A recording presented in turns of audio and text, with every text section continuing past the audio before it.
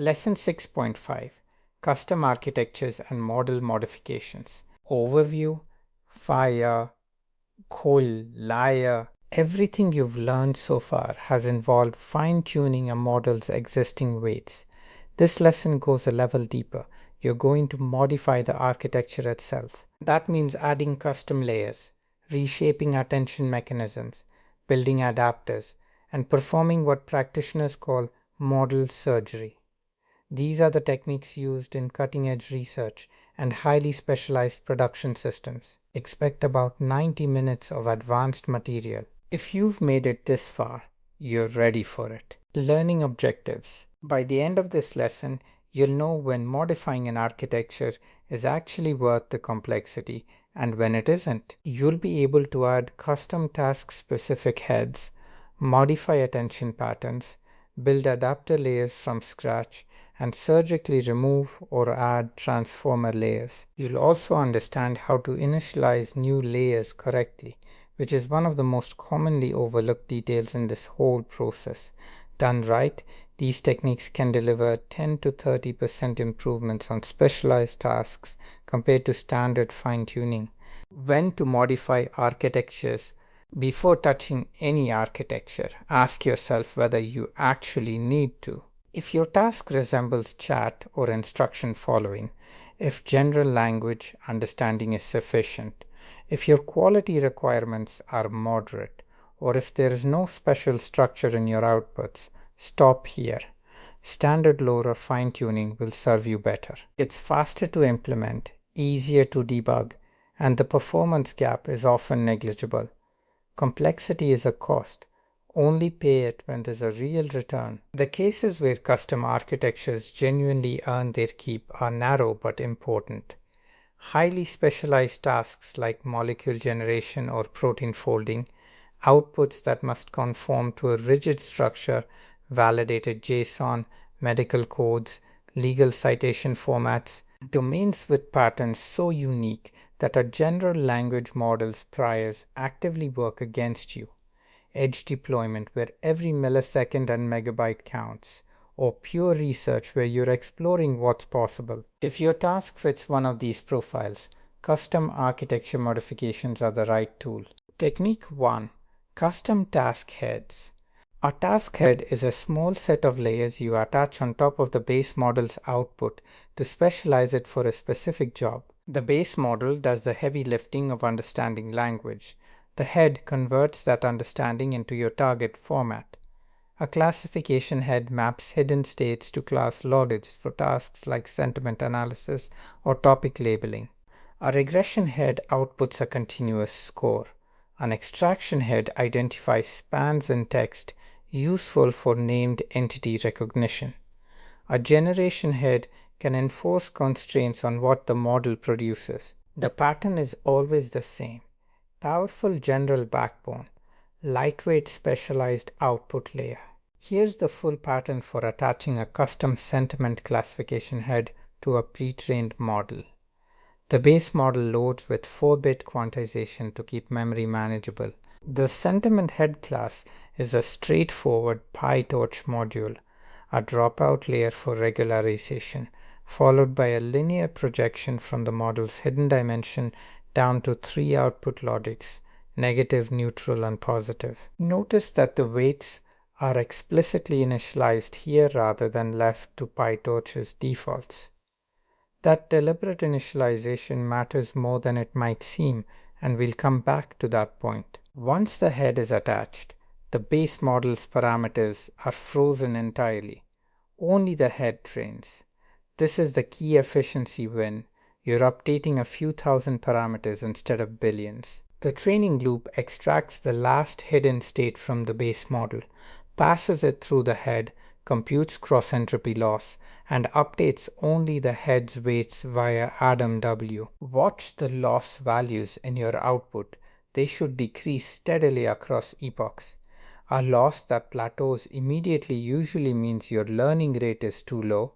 One that spikes means it's too high. After training, both the head and the base model are saved separately. That separation is intentional. It lets you swap heads for different tasks without reloading the base model each time. The practical advantages here are significant. Training only the head is 10 to 100 times more parameter efficient than fine-tuning the full model. Training is fast, often minutes rather than hours. And because the base model stays frozen, you can attach multiple heads for multiple tasks and serve them all from a single model checkpoint. Technique 2. Adapter layers. An adapter is a small bottleneck module inserted between existing transformer layers.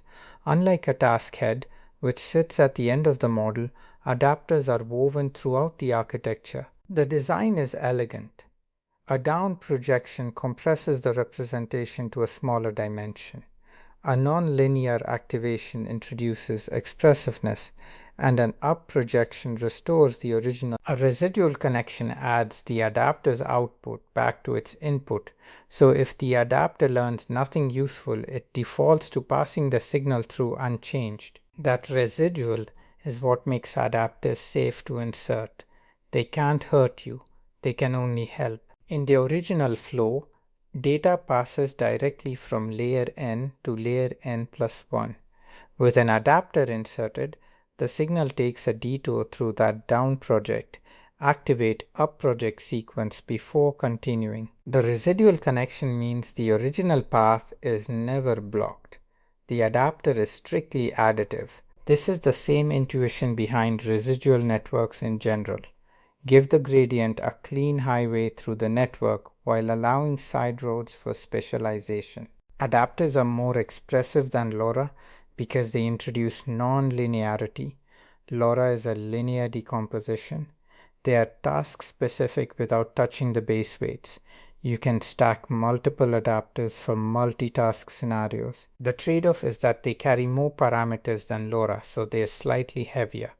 For tasks where LoRa's linear approximation isn't capturing enough, adapters are the natural next step. The adapter layer class is a standard PyTorch module implementing that bottleneck design.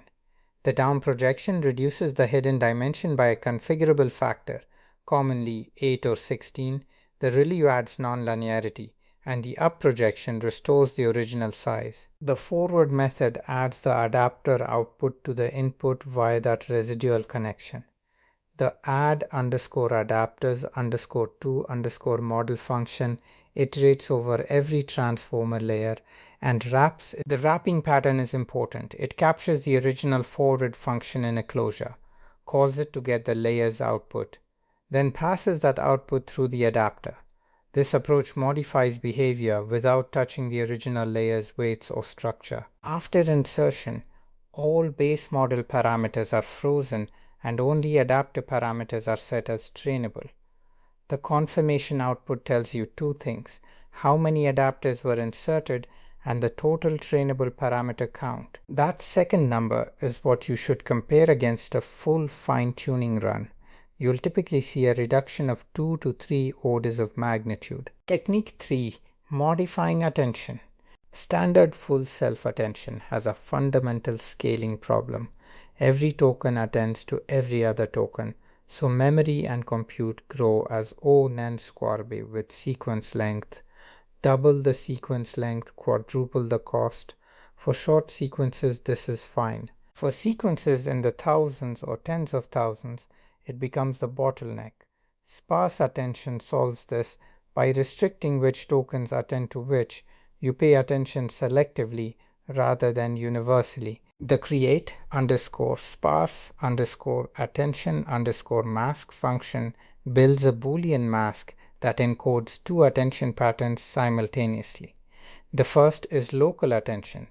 Each token attends to a window of 256 neighboring tokens.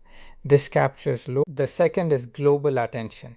Every 64th token attends to all other tokens, preserving long-range context without the full quadratic cost. The resulting mask is applied directly to the model's generate call. Tokens outside a given window are masked to negative infinity before the softmax, so they contribute 0 to the attention weights.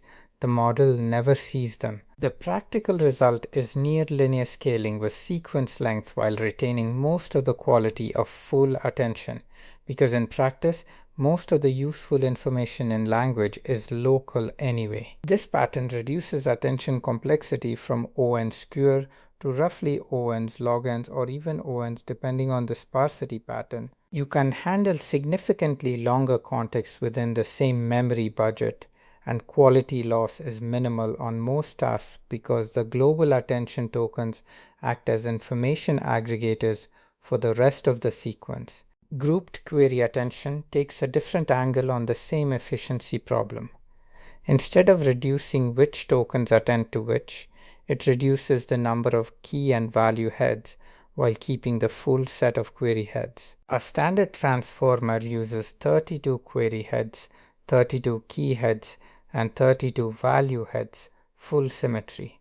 A grouped query attention model keeps 32 query heads but drops to 8 key heads and 8 value heads. Each group of 4 query heads shares a single key value pair. The queries still get their individual attention patterns, but the key value cache is 4 times smaller. That 4 times reduction in the KV cache translates directly to 4 times less memory during generation and roughly twice the generation speed because you're reading less data per forward pass. Quality loss is minimal. The queries still differentiate, and the shared keys and values carry enough information for most tasks. This is already the default in Llama 3.2, so if you're using that model, you're already benefiting from it without any extra work. Technique Quattro, Model Surgery. Via ligateries. The remove underscore layers function takes a trained model and strips out specific transformer layers entirely. The default removes the last 3 layers, but you can target any subset. The function prints the original layer count as a baseline, builds a new module list excluding the specified indices, updates the model's config to reflect the new depth, and reports the percentage reduction. Why would you do this? Transformer layers are not all equally important. The finer layers often contribute disproportionately little to output quality relative to their parameter cost, a phenomenon well documented in the pruning literature. Removing them can yield around a 10% reduction in model size with only about a 5% drop in quality. For edge deployment or latency-constrained applications, that trade-off is often worth it. After surgery, you fine-tune the modified model to recover any lost quality. The fine-tuning step is not optional here. The rule of thumb: roughly 10% smaller, roughly 5% lower quality. Whether that's acceptable depends entirely on your application. For a production chatbot, probably not. For an embedded inference system where the model must fit in 8 GB, it might be exactly what you need. The add underscore layers function works in the opposite direction. It duplicates an existing layer, typically the last one, as a structural template for each new layer, then reinitializes all the weights from scratch. That reinitialization step is critical. If you simply cloned the layer without reinitializing, the new layer would be an exact copy of its template, contributing nothing new to the model's representational capacity. The weights are initialized with a small normal distribution for matrices and zeros for biases, a standard initialization scheme that gives the optimizer a clean, neutral starting point. After adding layers, the model's config is updated to reflect the new depth, and the new layers are printed as confirmation. These layers will learn entirely from the fine-tuning data you provide next. They have no prior knowledge, which means they need sufficient training data and enough epochs to become useful. Adding layers is the inverse bet, roughly 6% larger model, with the potential for 5 to 10% quality improvement on complex tasks. This is most useful when you suspect the base model lacks the depth to represent the patterns in your domain, common in highly technical fields like law, medicine, or scientific literature. Technique 5. Custom generation constraints. The constraint generator class solves a practical problem. Language models are probabilistic, and sometimes you need deterministic output structure. The generate_JSON method appends the target JSON schema directly to the prompt, giving the model an explicit structural contract to follow. It then attempts generation up to 3 times, parsing the output after each attempt to find valid JSON. The validation logic has 2 layers. First, standard JSON parsing. If the output isn't parsable JSON at all, it retries. Second, the _validate_schema method checks that the parsed data matches the expected types defined in the schema. Only if both checks pass does the method return the result. This retry with validation pattern is a pragmatic engineering choice. You're trading a small amount of latency for a large increase in output reliability. For production systems where downstream code depends on structured output, this is not optional. It's the difference between a system that works and one that crashes unpredictably. Complete example: medical code classifier. Medical code classifier, called code classifier. Here's a concrete end-to-end example that pulls together several of the techniques from this lesson. The task: classify free-form medical text into ICD-10 codes, a classification problem with 10,000 possible output classes. The architecture combines a 4-bit quantized base model with a custom classification head purpose-built for this scale. The head uses mean pooling over the sequence to get a fixed size representation, passes it through a linear layer with GLU activation, applies dropout for regularization, and projects to 10,000 output logits, one per ICD-10 code. The combined model wraps the base model and head together, handling the forward pass and loss computation in a single module so it integrates cleanly with the Hugging Face trainer. Training arguments are configured with a low learning rate, critical when the base model is frozen and only the head is learning.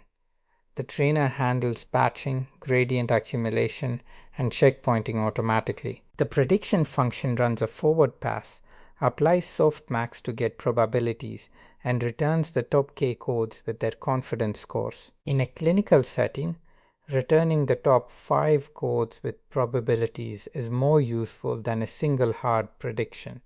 It lets a human reviewer make the final call with full context. The payoff: approximately 85 to 90% accuracy on ICD-10 classification. That's a task where standard fine-tuning without the custom head would struggle significantly because the output space is so large and the mapping from free text to code is so specialized.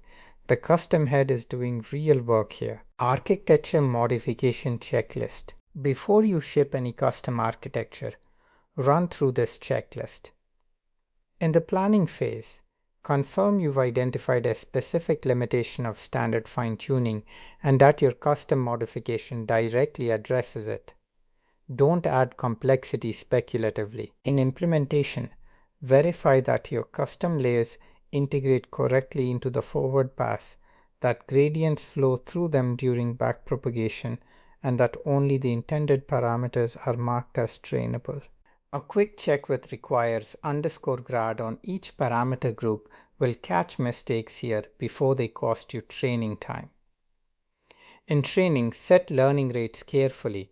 New layers often need different rates than frozen layers. Monitor loss curves actively, not just at the end. Checkpoint frequently.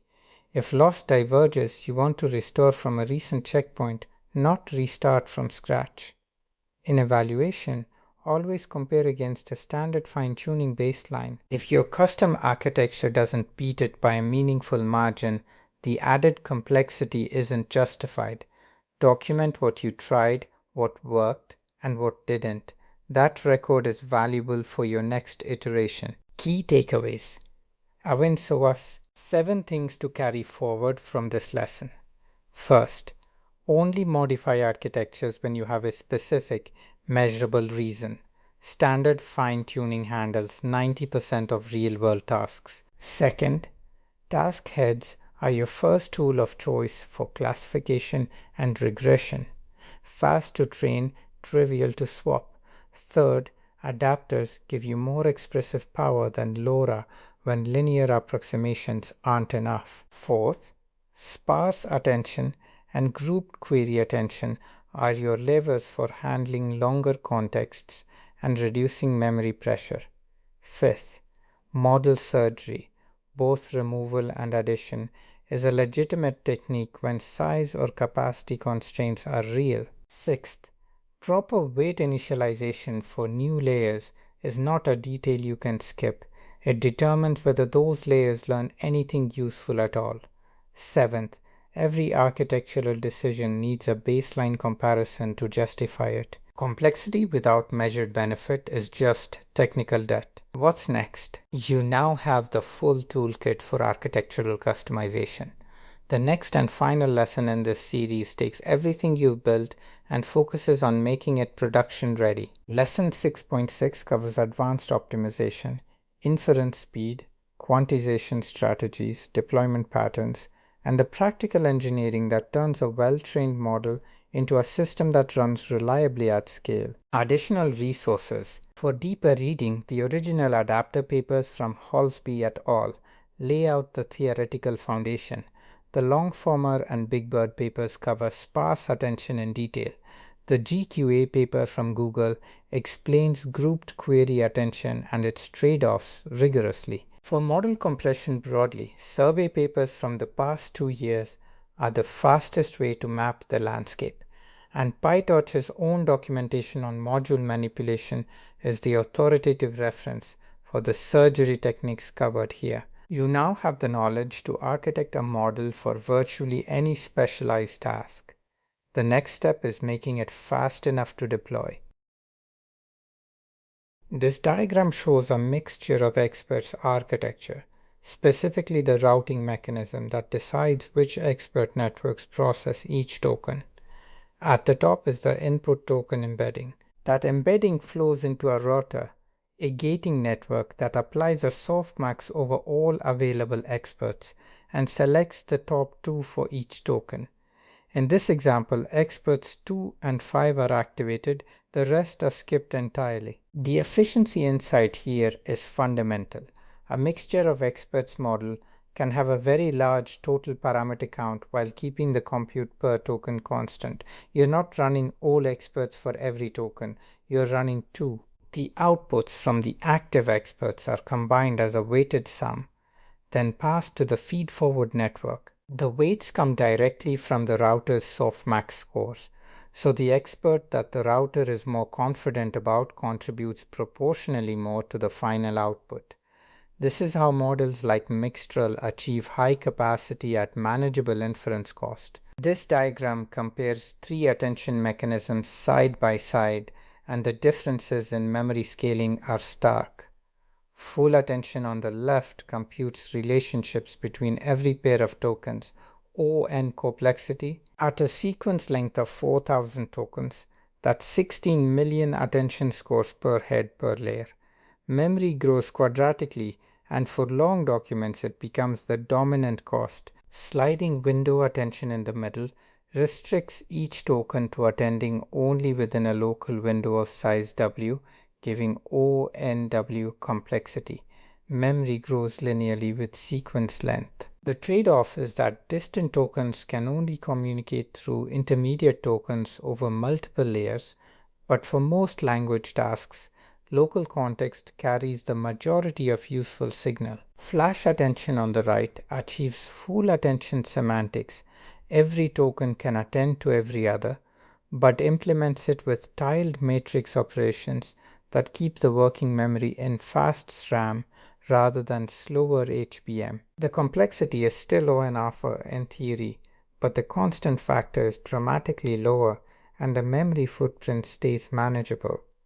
Flash attention is why modern training on long sequences is feasible at all. When choosing between these, the question is always, how much long-range dependency does your task actually require? This chart compares model architectures across 3 dimensions: parameter count, VRAM requirement in BF16 precision, and MMLU benchmark score. Reading it correctly requires holding all three axes in mind simultaneously. Raw parameter count alone tells you very little. Notice the command R model at 35 billion parameters. It has the highest MMLU score in this comparison, which aligns with the general scaling law that larger models tend to perform better on knowledge-intensive benchmarks. But look at the VRAM bar alongside it. That performance comes at a significant memory cost. The Mixtral architecture presents an interesting contrast. Despite its efficiency through sparse expert routing, it still demands substantial VRAM in full precision. The practical takeaway is that no single model dominates across all three dimensions. Your hardware is a hard constraint. If a model's VRAM requirement exceeds your available memory, its MMLU score is irrelevant. On your dual P40 setup with 48 GB total, this chart helps you quickly identify which models are even in scope before you evaluate their performance characteristics. These two graphs capture the core insight behind neural scaling laws, the empirical relationship between model size, data, compute, and performance. The left graph shows validation loss as a function of parameter count from 0.1 billion to 70 billion. The curve is smooth and consistently decreasing. More parameters, lower loss. But notice the shape. The gains become smaller as you scale up. You're paying exponentially more compute for linearly smaller improvements. The right graph shows the chinchilla optimal scaling relationship. The key finding from the chinchilla paper is that most large models at the time were significantly undertrained. They had too many parameters for the amount of data they were trained on. The optimal strategy is to scale parameters and training tokens together. For a given compute budget measured in flops, there's a specific combination of model size and token count that maximizes performance. Spending all your compute budget on a very large model trained on too little data is wasteful. This is why models like Llama 3 are trained on trillions of tokens. The chinchilla result changed how the field thinks about the parameter to data ratio. This diagram shows the routing mechanism inside a mixture of experts model at the token level. The input token embedding enters the router, which applies a softmax over all available experts, here 4 experts total. The router assigns a weight to each.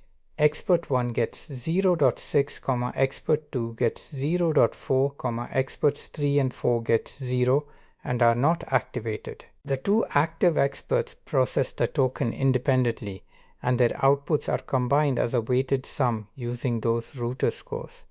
Expert 1 contributes 60% of the final representation, Expert 2 contributes 40%. The inactive experts consume no compute for this token at all. Their parameters exist in memory but are not touched during this forward pass. This is the mechanism that makes MoAI models parameter efficient at inference time. A model with 8 experts and 2 active per token has the parameter count of a large model but the inference cost of a small one. The router is the critical component. If it routes poorly, some experts get overloaded while others are never used, and the model's effective capacity collapses. Good MoAI training includes auxiliary losses specifically designed to encourage balanced expert utilization. This graph compares 3 rope scaling methods as sequence position increases, and the differences become dramatic at longer contexts. Standard rope, the baseline, begins degrading noticeably beyond about 2000 tokens. The rotary position encodings were designed for the context lengths the model was trained on. Extrapolating beyond them causes the attention scores to become unreliable. Dynamic NTK scaling extends that range meaningfully, maintaining quality out to around 4000 tokens before it starts to drop. It does this by dynamically adjusting the rotational frequency as sequence length increases, preventing the position encodings from wrapping around in ways the model wasn't trained to handle. Yarn. Yet another rope extension holds near perfect attention quality out to 8,000 tokens in this comparison. It combines frequency scaling with an attention temperature correction that compensates for the distributional shift caused by longer sequences. The practical implication: if your task involves long documents, legal contracts, code bases, or research papers, your choice of rope scaling method directly determines whether your model can actually attend to the full context or silently degrades on the distant tokens. This ablation table isolates the contribution of individual architectural components, which is exactly how you should evaluate any modification you make to your own models. Each row adds or changes one component and measures the effect on quality, inference speed, and VRAM usage independently. Flash attention 2 is a strong example of a near free win. 0.5% quality improvement, 30% faster inference at the cost of 20% more VRAM. For most setups, that trade-off is immediately worth taking. GQA shows a slight quality decrease, consistent with the theory that sharing key value heads loses some representational capacity, but a 20% speed improvement and meaningful VRAM savings. Swiglu adds 1.2% quality, but costs a small amount of speed because the gated activation requires an additional matrix multiplication. The lesson from this table isn't the specific numbers. Those will vary by model and task. The lesson is the methodology. Every architectural decision you make should be evaluated this way, one change at a time, measured against a fixed baseline with quality, speed, and memory all tracked. Intuition can guide your hypotheses, but only measurement can confirm them.